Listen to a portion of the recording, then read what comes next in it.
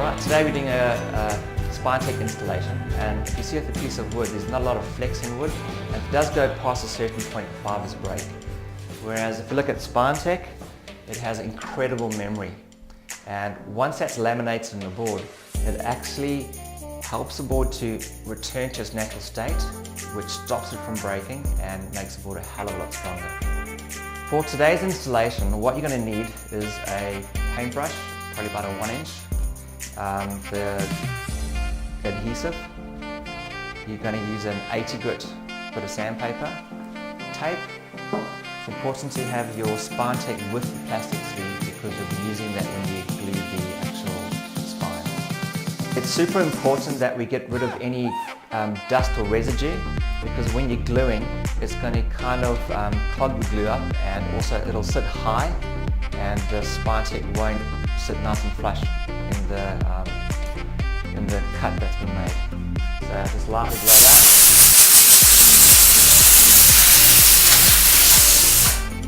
Okay, it's making sure it's nice and clean.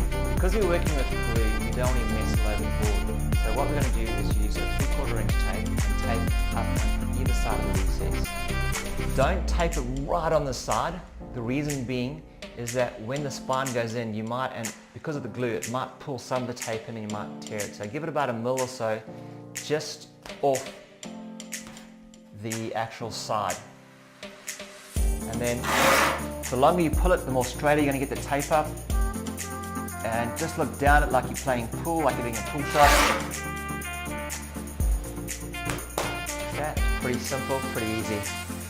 I wouldn't push the tape down too hard because you might find when you pull it back up it's going to pull some of the polystyrene beads off. So just light pressure is absolutely fine. Okay, so next we're going to work on the actual spine itself.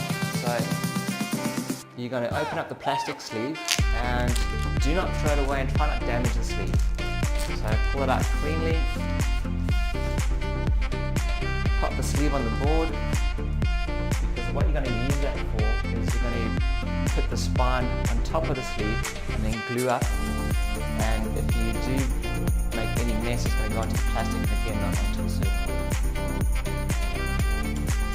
You're going to get your 80 grit sandpaper, fold it in half, and you want to lightly score the spine on both sides so that the epoxy bonds to it really nicely. If it goes in shiny, you may find that the epoxy doesn't get a good grab and a good hold onto the spine, and it could cause some delamination. So make sure that it's scored nice and... Okay, so I just rub it right from the tip. Putting pressure on it the whole way. And you can see when I've rubbed it, you can see it takes all the shine away and you've got that nice matte look. That's kind of what you're looking for all the way down. Lightly blow it off. And that way you're going to make sure that when you glue it up that the glue actually adheres to the spine and not to the dust. Now with the spine, the one side has a hard edge and the other side has a rounded edge. The rounded edge goes face first down into the board and the hard edge faces the top. So I'm putting rounded edge up, I put it onto the plastic, and now the recess and the spine are ready for gluing. Okay, so what we're going to do is we're going to paint the recess and then go and paint the spine. Okay, that's good. Okay. Alright, when you are gluing, make sure the brushes, you're brushing on the center of it and try to stay away from the edges because you want the epoxy to hold it down on the edges. This is just to bend the spine to the actual curve of the surfboard. And you'll see it spreads really nice and easily.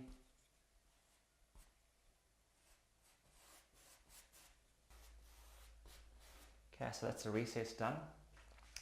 You'll find that the recess, because of the polystyrene, it absorbs the glue a lot more, whereas the spine itself, it'll smear and spread a lot easier. So you'll use a lot less glue on the spine itself. And what I'm doing with the glue, I'm trying to get an even spread of glue without getting any bumps and lumps.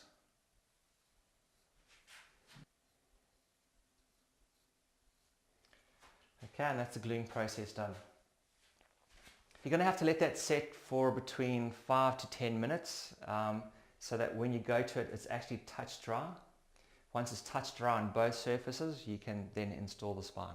Okay, so next we're going to do the installation of the spine itself. So what I do is I peel the plastic away and just discard it once you've done. I always start at the nose first. The reason being is that when someone's paddling into a wave or paddling back out, they spend a lot of time looking at the nose, so you want to get the nose spot on and perfect. So I push the spine right up flush against the tip of the nose, and then I bend it slightly and it almost takes the curve of the board. Then I walk my fingers down, making sure the left and the right side are getting pushed in evenly. Right, and you can apply a little bit of pressure with the way you bend the spine. When it gets halfway, I just move it up a little bit more.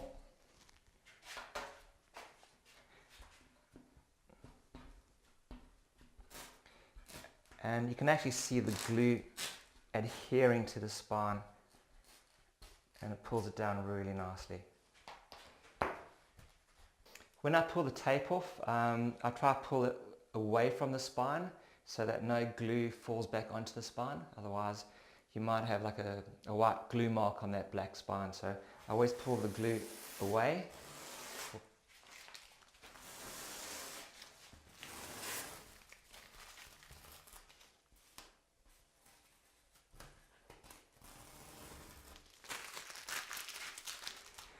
Okay, and then once again, I'll just run my fingers down, making sure that everything's sitting really nice and flush.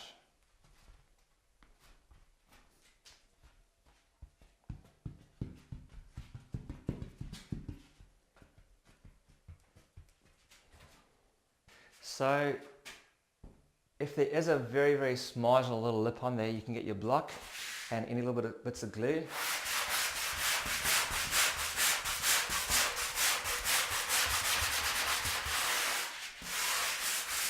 And then just take any edge away and take the lip off, and it sits nice and flush. Okay, and that's pretty much your installation done. It's your spine tech in, not falling out, not going anywhere, and you'll see that straight away your blank now has memory. And I'm putting a lot of pressure on that. If I try to shake it, it doesn't wobble at all. Okay, so your spine tech's installed, ready for laminating.